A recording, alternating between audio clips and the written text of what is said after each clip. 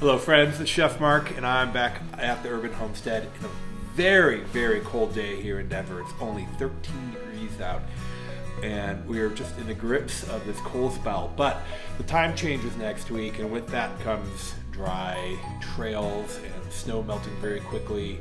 We'll be back out riding, but also skiing. I love this time of year because there's so much to do. And what am I doing today? Well, I was at Harbor Freight and found some interesting knives and thought I would see if they would work as a kitchen knife. So let's talk about what makes a good kitchen knife. This is a Dexter Russell, it's their Connoisseur. I don't know if you can see, it's very old, their Connoisseur line. This was their attempt at making something that would hold up to the reputation and quality of a Wusthof, because it's forged. It's about the same length. The handle is extremely similar, but check this out. See how it's got this huge dimple right here where it was, when it was sharpened, it kind of, I think it chipped and then I tried to sharpen it. I don't know. The quality of the knife, the quality of the metal wasn't there. I bought this knife, it wasn't inexpensive and it didn't hold up. I'm a little disappointed with how it worked for me. It never really felt great, not as balanced as the mighty Wusthof. So now it's my kind of my garage and work shed utility knife. I use this to open paint cans and it's a great varnish off of handles. Because I'm comfortable holding a chef knife, so sometimes it's just the right tool for the job as opposed to, let's say, a utility knife. I have a couple here. I've recently purchased this knife. Definitely not a kitchen knife whatsoever. It's really more of a utility knife, but it's extremely sharp, and at $20 is a great value. I find myself bringing this with me to do jobs around the house. I really enjoyed that, and of course, more of the utility style knife. You would never use this for a kitchen knife, of course, because it's basically a razor blade, but handy to have around the house for opening packaging. That's mainly what I do with this, is open blister pack. And of course, you know, if you've ever cut yourself on blister pack, you know it's the most dangerous thing, I swear, in any home. In my last video, some of you were asking me about my bush crafting knife here. And actually, in that video, I added a link to this knife, which I really like. And would I use this as a kitchen knife? If I was camping or out backpacking, absolutely. I think that this would be great for, you know, cutting a pepper and an onion and a couple of things. It's really versatile that way. This is part of my camping kit typically. But that brings me to the knives that I found at Harbor Freight. If you're not familiar with Harbor Freight, it is a tool store and they sell kind of famously discounted, extremely inexpensive products. And I have some Harbor Freight things, like if I need a tool and I might only need that tool once a year or twice a year, Harbor Freight's an excellent place to go. You can buy, let's say, a large socket that might fit one part in your car for several dollars, as opposed to maybe trying to borrow or rent or you know, go to the high quality hardware store and spend dozens, if not hundreds of dollars on the same tool. But the quality tends not to be there. So what did I find? Well, I found these two knives. Both of them were under $10. And what do I have here? Well, let me start with their survival knife. It's certainly sharp, and it's certainly dangerous. I've never seen this before. This is a serrated blade and it's offset, so there's serrations on the outside of both blades. You certainly can't hold this with a pinch grip. It's impossible. It would be almost dangerous, so you kind of have to hold it with a fist. It's cold out here. The handle is extremely cold because it's metal, of course. And this is kind of fun.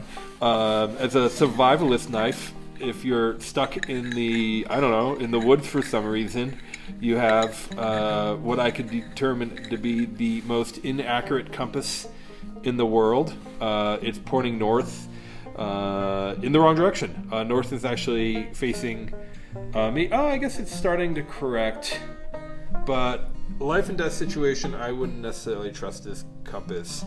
Because I happen to know that north is where I'm standing and facing you. North is right behind me. And then what else does it have in here? Well, everything that you need, I guess, to survive in the wilderness, but certainly maybe not. Here we go. This is what I'm talking about. It's my poker. Well, when that doesn't, when all else fails, use a 5mm Allen wrench. I suppose if you're in the middle of the wilderness trying to survive, you've got a sewing kit, a button, fishing line. So I guess you could do some fishing, some matches. So yes, you could fish, and then you could do some repair on a coat or a jacket. And I've never owned a knife before that has a lanyard at the end. That seems to be pretty dangerous. I don't know why you would need that. Certainly no kitchen knife would have a lanyard on it, but here we go. And then it does come with a protective sheath that seems to be, well, just merely adequate. What is my plan here with this knife? Well, I'm going to compare this knife and the next knife I'm going to show you in some common and basic kitchen tasks. So I thought I would take this time to introduce you. Now look at this thing. When I purchased this, I want to say it was $7. And I bought this with you in mind. Well, myself too. I mean, look at this thing. I don't know. How long is the blade? A large chef knife is 10 inches. An extremely large chef knife is 12 inches. And we're at 18.5-inch blade.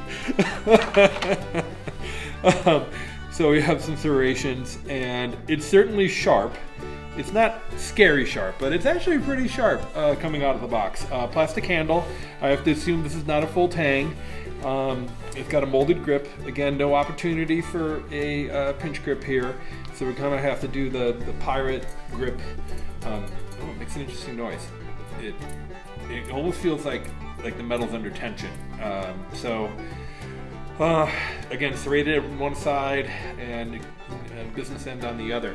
So what am I gonna do with these knives? Well, I thought about a few common kitchen tasks. I thought I would try cutting some bread with the serrated side, chopping up a sweet potato maybe, and then finally cooking either like steak and chicken and then carving that and seeing if we could make a basic meal with each knife, maybe compared to a good chef knife or maybe a bad chef knife. Maybe I'll bring this along as well. If I can figure out how to get this big hilt out of it.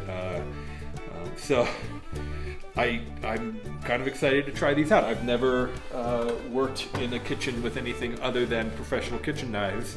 Of course, the very excellent Wusthof being my favorite. And I had the opportunity to use every knife on the market throughout my career, and that would be my favorite, but there's so many great kitchen knives out there. So we know what a great kitchen knife's like. What is a terrible kitchen knife like? What is that going to do for my cooking? Well, I think we should find out. Hey, Roger. Hey, buddy. Hey. What are you doing? You playing with sticks?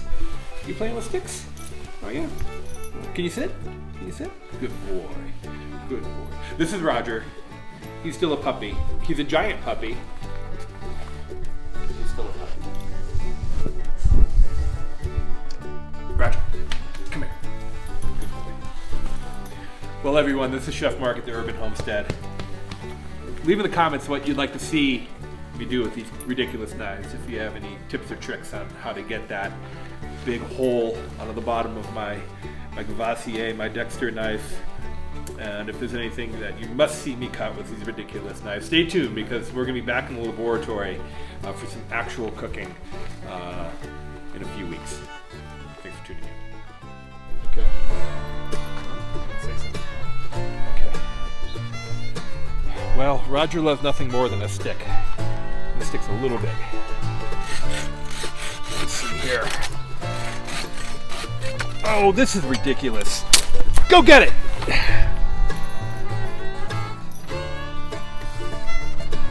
Roger, come on.